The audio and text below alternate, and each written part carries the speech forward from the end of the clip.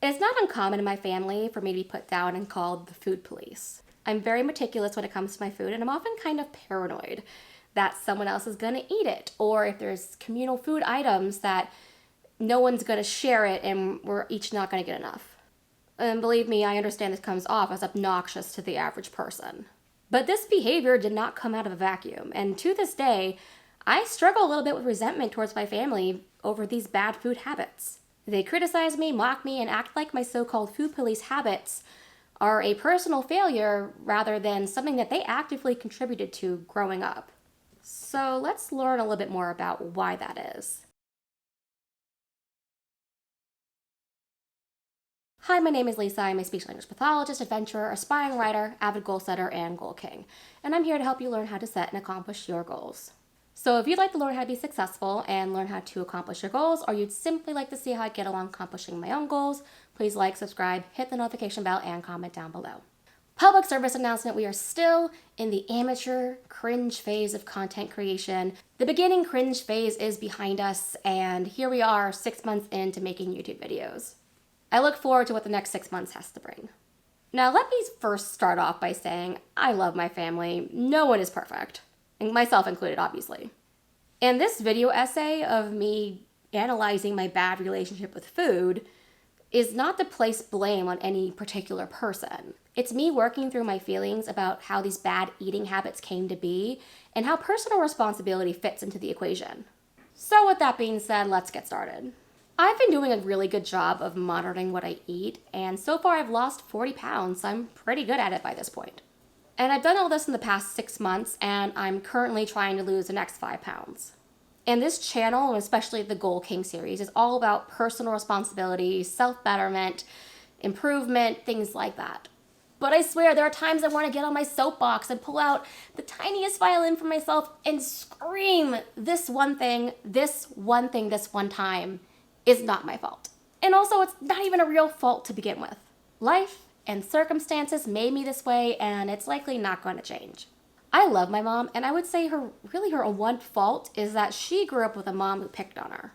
She picked on her due to her body and her weight and how she looked, despite the fact that she was a size 2 for most of her young life. And of course, she picked on her when she gained weight and didn't lose it after pregnancy. I then, as a young girl and eventual teenager, then had to deal with a mom who was constantly trying to lose weight. And she was definitely trying to raise me better than her mom raised her. And she did. She did a really good job. And as I said, don't get me wrong, I love my mom. We're really good friends, and we have an above average mother-daughter relationship. And I definitely love my grandma, but as I said, no one is perfect. And the unfortunate reality of mother-daughter relationships is that it's just so likely that you're going to have a mom who projects their insecurities onto you.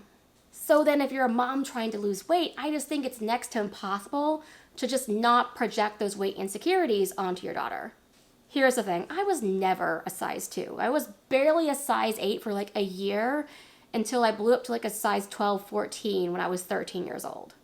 And it seemed every single bad comment or thought that my mom had about her own weight was suddenly thrust onto me. Now, she wasn't cruel. She never went out of her way to insult me, but the pressure to lose weight was always there. And it's really weird too, because I look back on myself at that age, and yeah, I was a size 12 and 14, but I didn't actually look that bad. I was looking at photos of myself, and I looked just like an average teenager who was going through puberty.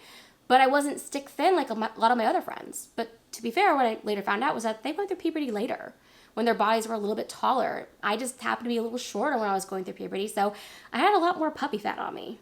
But to every doctor out there, it was a crisis that needed to be taken care of. And this was constantly relayed to my mom, and she was like, oh no, I have to get my daughter healthy. And of course, some standard diet nutrition measures didn't work because we were dealing with a food pyramid back then, complete and total scam. Over the next 5 years, I was coerced into crash diet after crash diet, which absolutely destroyed my metabolism and just made me gain more weight. And it obviously never resulted in weight loss. What it did result in was this idea of food scarcity in my head. So when I did eat, it was like I was afraid this is the only time I would be able to eat. So I had to eat as much as possible. And just so you understand, I never had a binge eating disorder, but I did end up engaging in binge eating from time to time just because I was like This might be the only time I get to eat this particular food. I better eat a lot of it, just over and over and over again.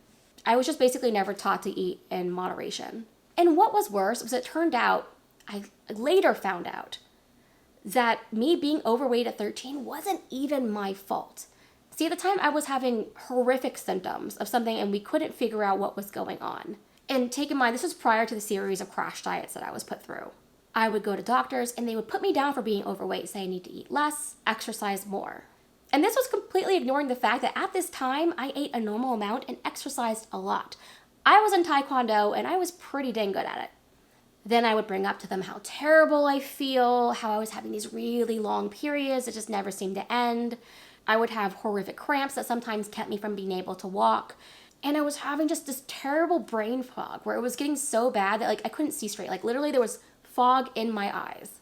And then finally, I would bring up again that I was having very heavy periods and they were lasting longer than a week. And I was going through so many sanitary napkins that I couldn't buy enough of them, essentially. It was so bad. And they never believed me. They always thought I was exaggerating.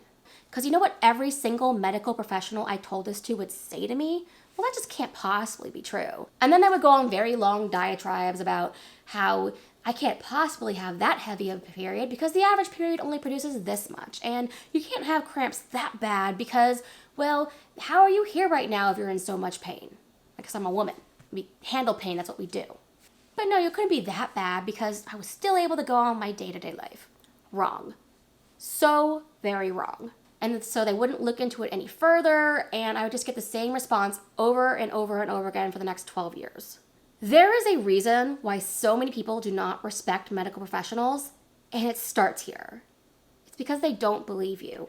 Do better, doctors. Believe your patients, and the amount of respect for you will go up immensely. But I would later go on to learn that 12 years later, I had polycystic ovarian syndrome that entire time. And it is a disease that makes you gain weight. And it makes it very hard to lose weight. And my hormonal issues from the polycystic ovarian syndrome became so unbalanced that it led to overeating, which caused significantly more weight gain. In the meantime, I was still being made to crash diet. I did it mostly to please my parents. I wanted to be thin. I wanted to be healthy. And popular culture was telling you, these are the things that you need to do. You need to do Atkins. Eventually, you need to do keto. You need to do all these different diets. And then you'll lose weight. And doctors obviously were very against them, but the advice doctors were giving you also just didn't work because nobody was taking into account hormonal issues. And yeah, I know lots of people make excuses all the time, like, oh, I have a hormonal gland issue, whatever, and maybe it's not true. But in my case, I actually have the diagnoses now, so it was true. And so I grew up with my brother and older cousin, and, it was hard enough growing up with one brother, but having two was just a little bit too much. And it was rough, to say the least. And it wasn't uncommon where my mom would say, dinner's ready, and I would, go wash up for dinner, go to the stove, see what had been, cooked, and I'd get there, and there'd be no food left. 5 minutes after she called me. It was all gone because my brother and my cousin had eaten all the food. Yeah, my mom and dad got some, but by the time I got there, there was nothing. And then my mom would have to scramble to make something, and it wasn't as healthy as the original dinner that she prepared, and I would be stuck once again eating really crappy food. And this happened over and over and over again. Do you know what it's like to be a 16-year-old girl and wonder if you're going to eat that night? Or you're going to be forced to eat something that's really bad for you? Because I do. So what ended up happening? Food scarcity, right? So I would run to the kitchen every night, take as much food as I could because I knew there would definitely not be leftovers. And I would eat it as fast as I could because I was thinking, well, geez, if this is not enough food, I gotta make sure I eat really fast so I can get more food. And that just led to overeating because I was just so afraid I would never have enough. There was just zero space in our household to take a small portion and come back later because two selfish teenage boys were taking as much as they wanted. And when I'd bring this up to my parents, yeah, they'd chastise my brother and cousin, but nothing ever changed.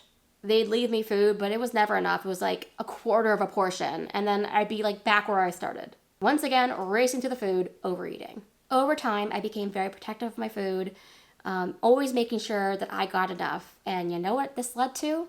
Rampant backlash about my behavior. I would get called food police all the time, and to this day my dad rolls his eyes at me when I'm like, wait, save some for me. I'd bring up making sure proportions were fair and evenly split, and my mom would get pissy with me. And yes, they do this with a complete lack of self-awareness that they helped make me this way. They induce the psychological issue in my brain that makes me think that I'm never going to have enough food. And then I also went off to college with this continued undiagnosed hormonal disorder, which, as I said, makes it difficult to lose weight in the first place. And I get there and I would just have this need to eat as much as I could all the time. I mean, that combined with the stress of college, and then also you have like only these like 1 to 2 hour windows to eat in the cafeteria. And so I was like, geez, this is the only time to eat, and I would just eat as much as possible. Just like always taking more food than I actually needed. And my relationship with food was just a complete and total mess by this point. And by the end of college, I actually had an undiagnosed thyroid problem as well. So I had 2 hormonal disorders. And I know it was undiagnosed because I was tested for my thyroid.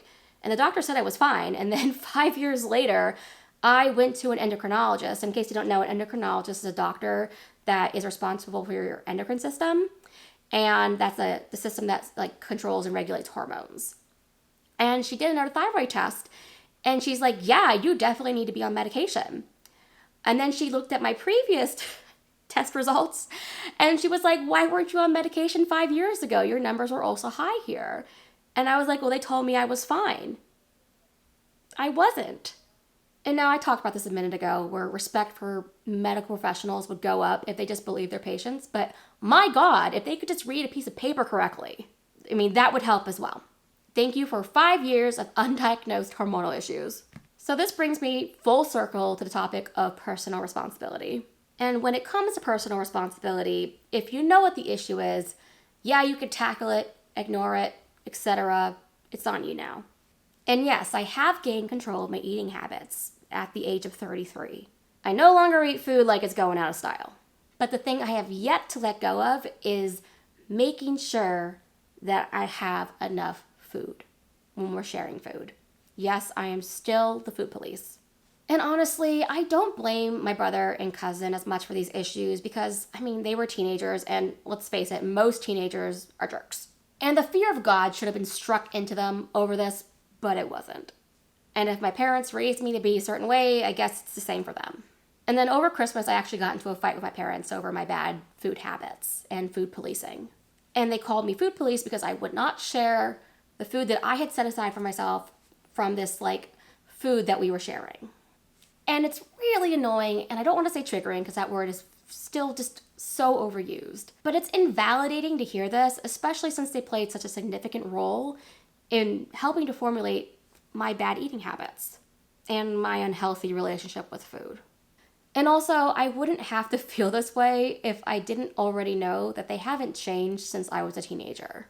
That if I said nothing, the food would be gone, they would have eaten it all, there'd be none left for me. It's the same cycle over and over and over again. And the thing that sucks with personal responsibility is that you can only ever acknowledge your part of the issue. You can't make anyone else do the same. Even when they hold some fault for whatever occurred, you can only control yourself. And I will be responsible for myself. I acknowledge my bad relationship with food. I acknowledge how and why it happened in the first place. But I also won't sweep how and why under the rug. I won't internalize these issues, and I might be a little mean about them. As I've talked about in my previous videos, 2023 is the year of mean. And I want people to be aware about how this talk of dieting and food affects the children in their household. That's not to say I don't think we should, tackle childhood obesity and we should help kids be healthy. I just don't want anyone to go through what I went through. But I also do know the cycle will continue because as long as there are young women, there will be someone to project their insecurities onto them. And lastly, as for the food police thing, I am the food police. I own it. But I'll be damned to admit that there's anything wrong with it, especially in my family. It's just something I'm going to have to live with. So Happy New Year, Happy New Me, and happy being mean. That's all for right now. Please like, subscribe, hit the notification bell, and comment down below. Please let me know what you'd like to see on this channel, and let me know some of the goals that you're working on. How can I best help you accomplish your goals?